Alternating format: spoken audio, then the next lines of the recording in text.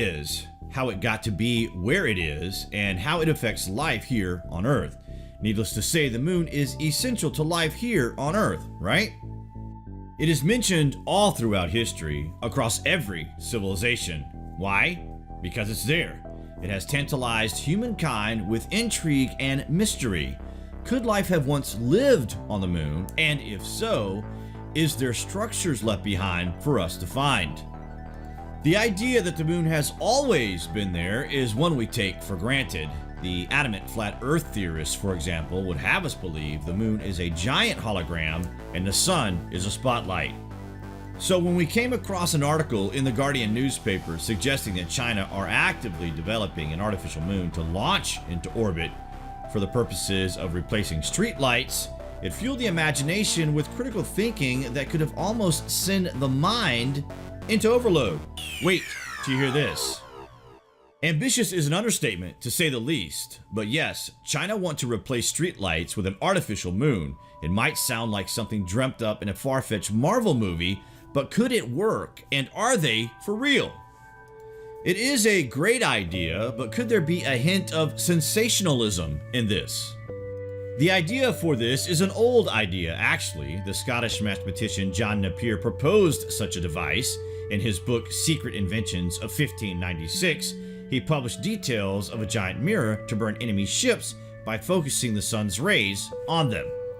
In 1929, the German physicist Hermann Oberth further developed plans for a space station from which a 100-meter wide concave mirror could be used to reflect sunlight onto a concentrated point on the Earth.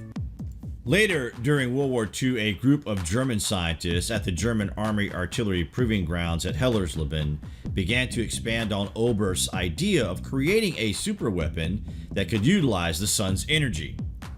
So it seems that these technologies are very real within human consciousness. Perhaps the Chinese are utilizing these previous attempts to launch such technologies in the modern era. A southwestern Chinese city plans to launch an illumination satellite in 2020.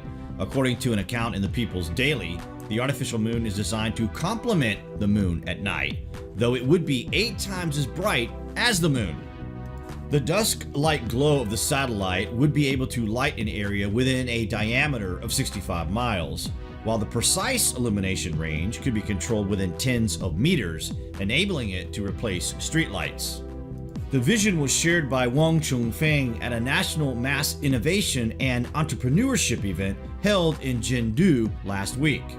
Wu reportedly said testing had begun on the satellite years ago, and the technology had now evolved enough to allow for a launch in 2020.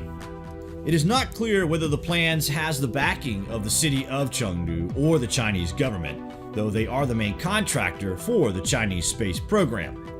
The People's Daily Report credited the idea to a French artist who imagined hanging a necklace made of mirrors above the Earth, which could reflect sunshine through the streets of Paris all year round. The likelihood of Chengdu's fake moon rising remains to be seen, but there are precedents for this moon age daydream rooted in science, though the technology and ambitions differ. In the 1990s, a team of Russian astronomers and engineers succeeded in launching a satellite into space to deflect sunlight back to Earth, briefly illuminating the nighttime hemisphere. The Namya experiment was to test the feasibility of illuminating points on Earth with light equivalent to that of several full moons. The New York Times said that at the time that several provide an overstatement, but the design was shown to be sound. A more ambitious attempt, Namya 2.5, was made in 1999, prompting preemptive concerns about light pollution, disrupting nocturnal animals, and astronomical observation. The People's Daily was quick to reassure those concerned about the fake moon's impact on nighttime wildlife. It cited Kang Weimin, director of the Institute of Optics, School of Aerospace, Harbin Institute of Technology, who explained that the lights of the satellite is similar to a dusk-like glow, so it should not affect animals' routines. Strange, right? We thought you might enjoy this piece of Chinese science fiction, whatever truth it may hold. You can let us know below what you are thinking, guys, and we will discuss this further